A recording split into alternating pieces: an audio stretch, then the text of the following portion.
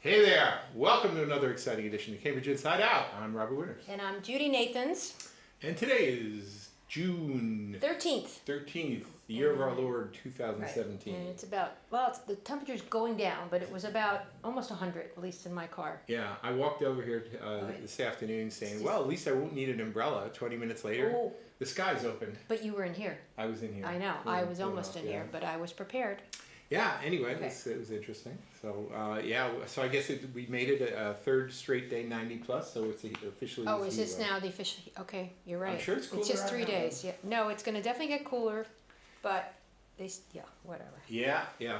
So anyway, some exciting things happening around town, to be sure. Actually, I'm going to say a few quick things.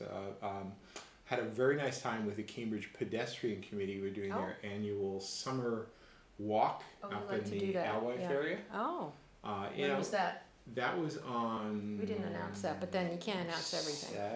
Saturday? It's either Saturday or Sunday. It was a great time, actually. I'll tell you exactly when it was. It was Saturday, June 10th. You didn't go to Dance World? The Dance for World Community was a little bit later. This was in the morning. I didn't go to... that was 12 to 6. But it was a great time, and I mean, some people know what's out there. Yeah. You know, the sort of the newly built areas north of the Little River, as well as the reconstructed wetland south of the Little River. Is that all Cambridge property?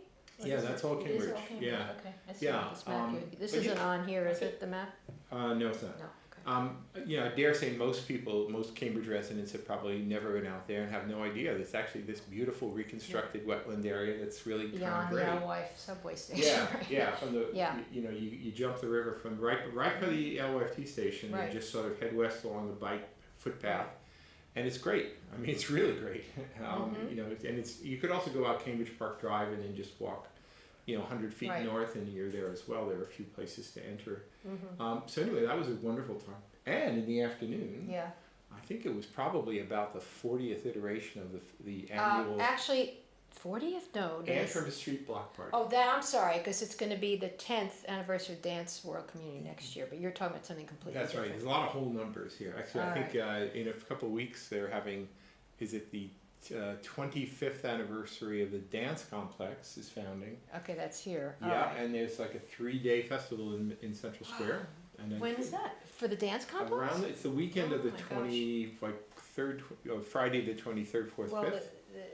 The dance party's the 30th, so it has to be the weekend before then? It's the weekend before. Okay. They'll actually shut down Mass Ave for a little part of it, I believe, for kind of a quasi, what do they call it, a flash mob? Oh, nice. It's a big dance thing happening in the middle of Mass Ave, is what I understand. Wait, so this has nothing to do with the dance party where they also do the same thing? Right, that's the other end of the street. I'm surprised you're doing back to back like that. Originally I thought it was going to be in the same day. It should have been. Maybe, it's somehow, maybe I'll have to check my dates. Yeah, but I think the dance party is on the 30th.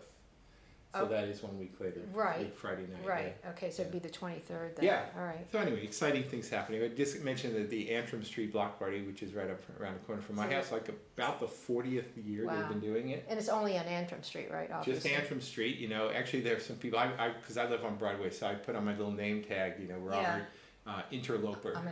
You're at Annex. I live a half a block away. You're in a butter. Yeah, there are people who used to live on Antrim Street who come back just for the block party. That's nice. Yeah, it was great. Community, actually. that's what it's about.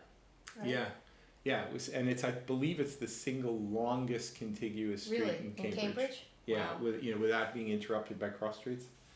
Yeah. Oh, the street itself, not the festival. I mean, not the block party. Anyway, it was a great time. So, anyway, back to that's enough about me, right? Well, but I did do the Dance World Community, and there were some beautiful, wonderful. I mean, this is a few, but wonderful. It's a great time. Talk about closing Mass Ave. Lots of closings. Yeah, a lot of closing. We're just the hell with it. Let's just shut down all the streets. I'm sure the drivers didn't like it, but they probably don't live here, so stay away. Whatever. A few other things just happening around town. Actually, sort of on the civic front. Sort of. This what you're about. Very Mr. much on the Civic. civic. I am, I guess, Mr. Civic, right? Something for some strange reason I find myself interested in is there is this Cambridge Retail Strategic Plan. Oh, I went to the last meeting. I'm going to go tomorrow. And there's a meeting tomorrow with well, it's the Eversource second part. Committee, the Economic Development Retail University Strategy. Relations Committee. And it is online under CD somewhere. You can see their first They have all what's report. going on. Yeah. So it's 4:30 to 6:30 Right. tomorrow at City Hall. I'm a little skeptical about the idea of consultants sort of determining the future of retail. Well, they don't. They just the advise retailers- basically. And Yeah, I mean, they take their advice. I think they do a little sort of crystal ball gazing and kind Okay. of say where things are going and what are maybe the best strategies. But ultimately, the city's not open. They're not operating the retail, No. right? So it's retailers are doing it, and they're going to do what they're going to do. But I do find it interesting, and as you know, I'm on the Envision Cambridge Advisory Right. Committee, and It all one ties part, in. it's not all about buildings. It's about housing. It's about Combo things, retail mobility, bort, and I guess that's retail, the everything. retail on the bottom, housing on top, Yeah. or offices on top. Yeah, and there are some people who take a kind of a sort of a dreadful view, but it might be accurate that one of these days there may be no retail, and everything will of be everything online and Mhm. whatever. I don't really believe that. Yeah, but there's still bookstores, not a lot, Yeah. but there's still bookstores. yeah, I think the notion that you're going to somehow fabulously reconstruct the beautiful retail of the 1950s or something, That's gone. that's probably never going to Well- happen, but it'll be a new iteration Well, it's what of they it. said, people want experiences and not necessarily products, so that's why Yeah. restaurants proliferate, movie theaters, Yeah. so One of the it's kind problems. of retail, it's commercial, Oh, but yeah. it's not, can't buy toothpaste there, but Yeah, but even that's why 20 no years ago, CVS. that was part of our debate around Central Yeah. Square, was that the bars and restaurants were moving in, the old clothing stores and hardware Corcoran's, stores and everything were moving out. Corcoran's, McCrory's, I even remember there was a McCrory's, wasn't there? I don't remember. You know what Predates McCrory's is? It's like a Woolworths, only, at least they had it in New Jersey, Well, but we I had think there was Woolworths. one here, We used to have Woolworths too. but not in Central, Yeah, yes? we had Woolworths in It Central wasn't Square. McCrory's, No, it was Woolworths. okay, so we had something like that. Yeah. Nothing so like it. I don't think we're going to be seeing much of that No, coming the back. best we got is Target and then Yeah. Economy Hardware. There is a different point of view you could take, I suppose, which is that if fewer and fewer people are owning cars, sure, they're not going to go driving out to the malls, right? Right.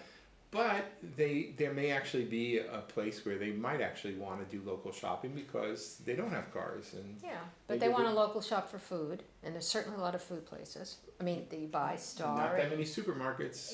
H&M, you got the Co-op, which is sort of in dire straits, but So anyway, that's happening tomorrow. This retail strategic committee meeting on Retail strategy. Retail strategy meeting on that, right?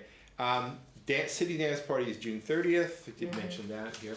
Another thing, sort of on the civic front, as we do our public service, our PSA portion of our program here. If you've got any household hazardous waste, the this hazardous Saturday. waste day is coming up this Saturday, June 17th. and this time it's at the Volpe. The Volpe Transportation Center down around East Cambridge, take Kendall turns. Square area. Yeah, They toss in, they said, fire extinguishers now accepted. fire extinguishers, Yeah. but not smoke alarms. Not smoke alarms. No, that's a Right. whole different story. So, but you can go on the website and find out what Yeah. they take. So anyway, that's 9 a.m. to 1 p.m. And there's also one in next September, Saturday. This so if you missed June this one. 17th. I'm actually going to be going on a hike or walk, On 9-mile walk on Oh, Saturday. oh, you're doing in that, the city of Newton. Newton. Who's running that one? AMC Local Walks. I I scheduled didn't see it. that listed. I'm not the leader, but we're walking along the Aqueducts of Newton. Who's the leader? thought I Lisa looked at it. Fleischman. Huh? But Where do Yeah. you meet? don't mind my running off on tangents. I've No. never been known to do that, have I? Yeah, a 9 mile. I think they say 8, maybe 8.5 miles. There are aqueducts that were made. The major Boston public water supply passed through Newton. First one was built in 1848. The other one 1876. And the rights of way of those aqueducts are very nice, Wow. like essentially linear parks. You can walk them. Yeah.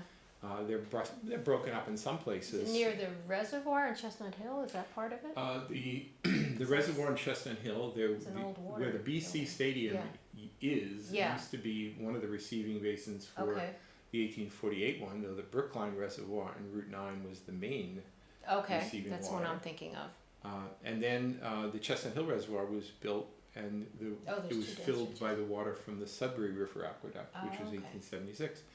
And it's really kind of a neat place to go walking. And there's Echo Bridge down in Newton Upper Falls. Is actually the Sudbury River Aqueduct as it passes over the Charles River in the single largest freestanding pure arch in the eastern United States, maybe the United States. You're kidding. And it's not held together by anything other than gravity. Oh my goodness. And it's amazing. And it's called Echo Bridge because if you go under it and you yell, you can actually. I once counted 13 echoes. So you've done this walk before. I've walked it all myself, and with various sections, but this will be something. Where do people meet? Tyler Terrace, Newton Center. Okay, I'll talk to you later about it. Maybe I'll go. So, anyway, just depends on how early it is. Depends on how the temperature is too. Cambridge is great, but there are other places to go too. So anyway, that's some good things going on. So back to civic. Yeah, one thing we didn't mention last week, but it was actually brought up at the city council meeting, and I certainly meant to speak of it last week, was, the city is sort of ganged onto this electricity plan, basically aggregate, municipal aggregation, and they managed to get actually, at least for the time being, a slightly lower rate. 0.2 something. So basically, if you're an Eversource customer, like most people are, they've arranged it. Basically, the city manager insisted that it be an opt-out program, meaning... So you have to take action to not be part of it. Right. So in other words, if you do nothing, which is what most people will do, then you will automatically be enrolled in this which really is fine, because that means you're actually using 25% renewable energy. Yes. And you're paying a little less. So I don't see anybody would complain except for the fact that you seem to have a choice unless you do something about it. There was an interesting, and is an interesting dynamic, because you have some of the people who are the environmental planners in the community development department. They want to just do it because it's sort of environmentally great and wonderful. Yeah. And the city manager saying, but we've got to take care of the ratepayers, and he will. He's going to save money. Honestly, if the initial rate came in higher, Louis, I don't think he would have said yes.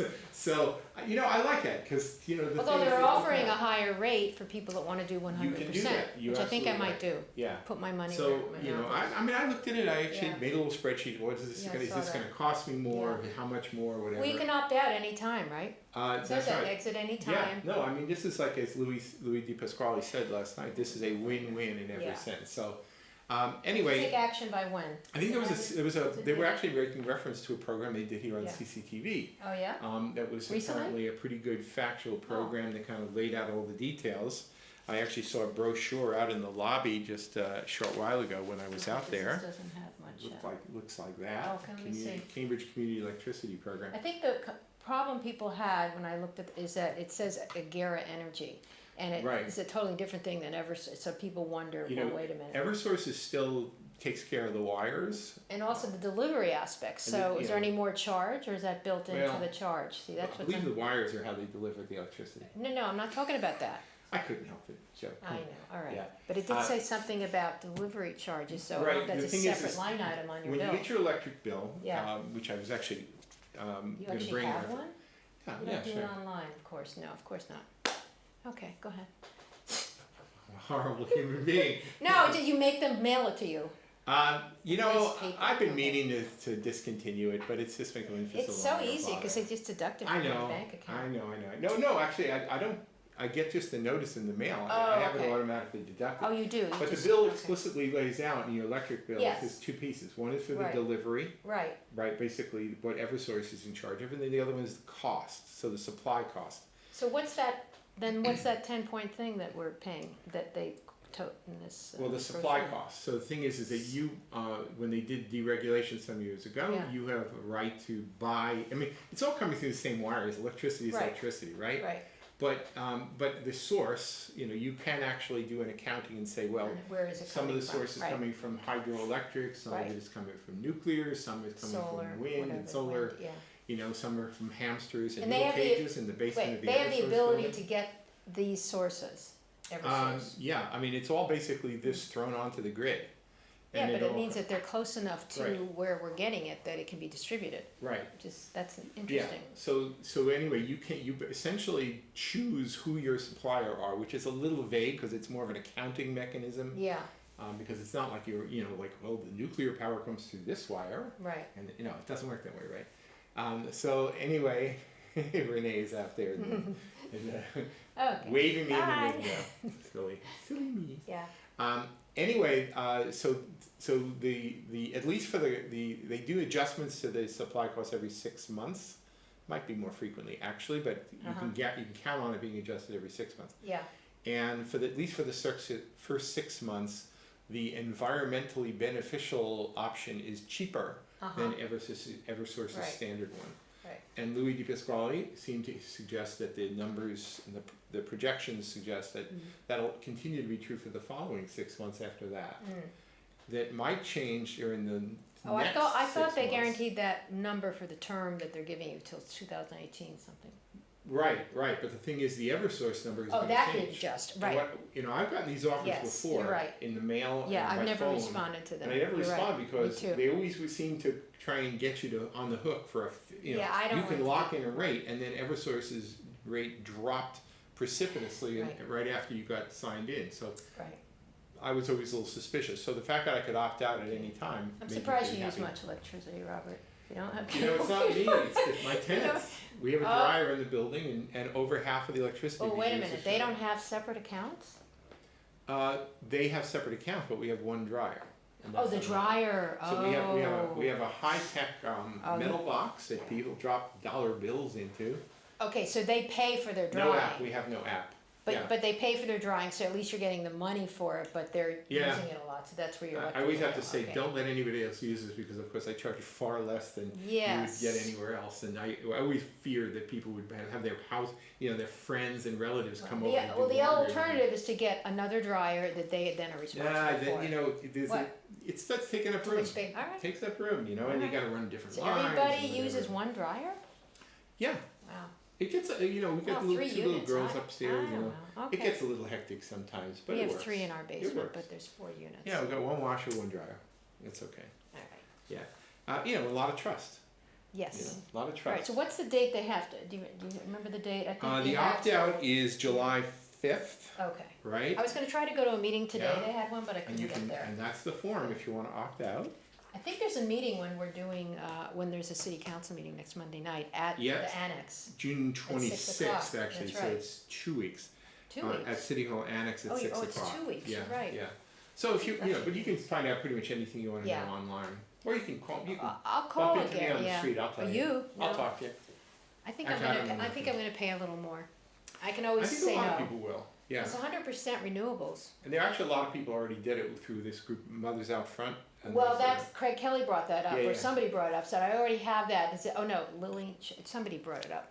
right. Is this augmented, or can you add to it? I didn't remember Yeah. what the answer was. So anyway, so that's just a little sampler of some things that are Yeah. kind of going on around town. Okay. I thought I'd mention here, maybe we could talk a little bit some of the interesting things at the city council that happened last night. Yes, a lot of stuff on But that. I thought let me just sort of jump in here. I don't want to You obsess wanna over do this first? Yeah, because I don't want to obsess Alright. over it. But the political season is really starting to Yeah, heat up a little bit. and we're not talking national, Not talking national, the local municipal election right? Every 2 season years. is coming up. Yep. Nomination papers will be available July 3rd, which is actually just a few weeks away.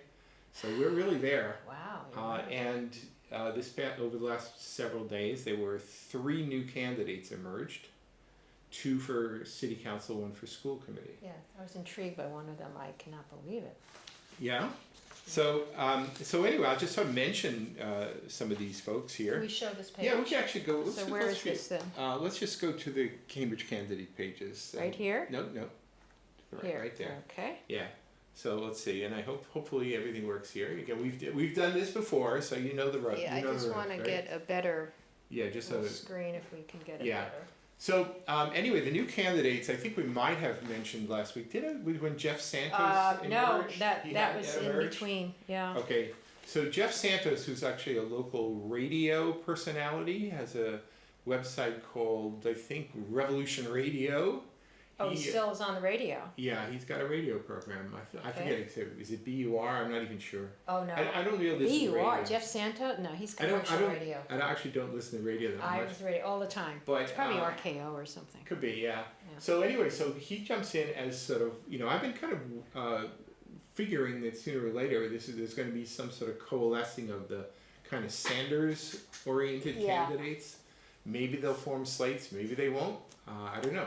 But Jeff Santos absolutely fits into that mold. I'm sure a few of the other candidates do as well. I was speculating, I was actually at one political time over the weekend. That's an old term, by the way. Political time means in a political event when you have like a kickoff. I went for the one for Sean Tierney. Oh, okay. Which was interesting. It was in the quadrangle in what was called the Formaggio's Annex. Oh, that's but it's actually a storage locker. Is it? A storage container, but it's operated as sort of an annex. That's the new thing to take these. Yeah, but it was great. I mean, it was actually, I had a great time there actually. And so anyway, so things are kind of picking up. But I was chatting with a lot of the political people who were there. For the last 2 election cycles, we've been seeing the growing phenomenon of candidate slates, and I'm sure we'll see it again. But now, there's an interesting new thing happening now here, which is that if you have a candidate slate, and you have, it's one thing if you have one dominant candidate, and then everybody else kind of knows that they're going to end up as feeders. But if you actually end up with 2 or 3 people who actually think they have a real shot at winning on a slate, and the slate realistically is going to elect 2, let's say, you have an inherent conflict then. And now I've actually heard, I won't name names here, but people who I assumed would be on certain slates who are now questioning whether they want to be on a slate because they might actually do better separated from a slate because they don't want to just end up as a feeder for another candidate. So, those are the kinds of conversations that are happening and will continue to happen as we head in toward July 3rd when nomination papers are due, and then people will collect their minimum of 50 signatures, valid signatures, and turn them in no later than July 31st at the Election Commission. And no late papers accepted. Let me really emphasize that. Right? So Jeff Santos was one of the new candidates. Down there in the lower right, next to Quentin, is that's the newest, huh? Yeah, that's Volmar? Yeah, Gwen Volmar, who's holds an administrative position. I forget actually what it is. I read it the other day, I just forgot. But it's at Harvard. She lives on Ware Street. So it's Jeff Santos and Gwen Volmar are the new candidates. I thought there was another one too. No, I guess those 2. Yeah, I mean it's starting to look less and less like. What about who's Adrian B. Musgrave? Adrian Musgrave, who I've met. Oh, is that? I remember you telling me. Yeah, Okay, yeah. so she's declared for a while. All right. I mean, honestly, this is a very strong field of candidates. There's 9 women I counted, counting 2 incumbents. Yeah, and there are 2 vacancies, which immediately creates a lot of dynamics in this. Yeah. There may be up to 2 more vacancies before all is said and done. All right, Tim Toomey? Well, a lot of this is speculation, and I know you mentioned those both, honestly, seriously, we haven't seen any activity yet from either Leland Chung or Tim Toomey, which doesn't necessarily mean much. Well, when you say activity, I haven't seen activity from Craig Kelly. Well, I haven't seen anything from Alana. I haven't seen any. Alana is actively doing fundraising. Well, she's had a campaign kickoff. A lot of the candidates have had campaign kickoffs. I don't see it. Right. So there's activity on pretty much everybody I've got in the gallery here. Right now, the other thing, if we just scroll down a little bit here, in the school committee, and new addition, who I think is really significant, was Lawrence Kimbrough. Yeah. Who's the son of, I believe, of Les Kimbrough, who was pretty well known at Shirley in the high school. So he's a pretty substantial candidate. Yeah. And it wasn't like he filed papers anywhere. I actually got an email message saying, "Here I am. Here's my stuff. Put me in the gallery. I'm going to be running." But there are no one's leaving. There are no vacancies on the school committee. Competitive. So, but now you're actually starting to have, with 9 candidates for 6 seats, you're actually starting to see the beginnings. So there's of 3 new. So Fran Cronin, who was on the school committee. Right. So Fran's a pretty strong candidate. She got really good send off from Marjorie Decker at her campaign event, as did Sean Tierney at his city council campaign kickoff. And then Will MacArthur, who graduated last year. We're going to actually probably have Will on. I mean, I hope to have Sean on next week. I mean, we can have Will on a couple weeks later, something like that. So they want to be on there. So, all right. Anyway, so that's so that'll be for the Cambridge PR elections. And I'm going to say one other thing here having to do with PR elections, which is one little joy that I had got to do last year. Was Cambridge Rindge High School actually conducted their student government elections using ranked choice ballots. And I had the privilege, and I really do consider it a privilege, to be the person who tabulated the votes using the same election software that the city of Cambridge uses. That's nice. And they're doing it again this year. Great. I think the elections are maybe the 14th and 15th of this month, which is just like... This month? Yeah, in June. Are the kids still in school? They're still in school, and the 14th is tomorrow. So it's maybe 15th and 16th, but it's this week. Well, yeah, I think the school. Yeah. Well, maybe they have. So if you're a CRLS student, I want you to get out there and vote. Is it all students or just juniors? They elect various class representatives, Oh, they do. Okay. And they also elect the student representative on the school committee, which is not a voting position, but there are, I believe, 2 seats for that. I think people were really, really happy with the outcome of the ranked choice voting last year. And so everybody's really delighted to do it again. You're going to help with that? I am going to tabulate the votes once again. Nice. And again, I consider it a privilege. Yeah, very nice. Anyway, it's actually a form of civics education. I mean, in the city that uses ranked choice voting in the municipal elections, to actually be introduced to that as a high school student, I think is a pretty sharp thing to do. You're 18, you can vote, right? For the municipal elections, yes. Not for national? Didn't they lower that for national? Municipal, national, whatever. Yeah, 18. It used to be 21 though. Oh, years ago. When my first vote was at 21. Yeah. Well, okay, so it's 18. So a lot of these kids coming out of high school now are 18. They should register to vote. That's right. Actually, because they're going to be familiar with the PR. And I believe system. with the state provision under state law that they passed a year or something ago. Oh, if they apply. You can pre-register, so you can register to vote while you're 17. Nice. And if you turn 18 between now and election day, then you can just walk in and vote. Great. You just roll right in. So anyway, that's sort of election related stuff, and Sign off. So there's goes some food. I want to go where that's going. Right. That might be going to the event I'm going, which we can talk about. Sounds the great. one at. Anyway, we're gonna have to bug out of here for 3 minutes, but we'll be back and talk a little bit more about what happened up at City Hall last night. Yes. Shootout at the OK Corral. Wow. See you later.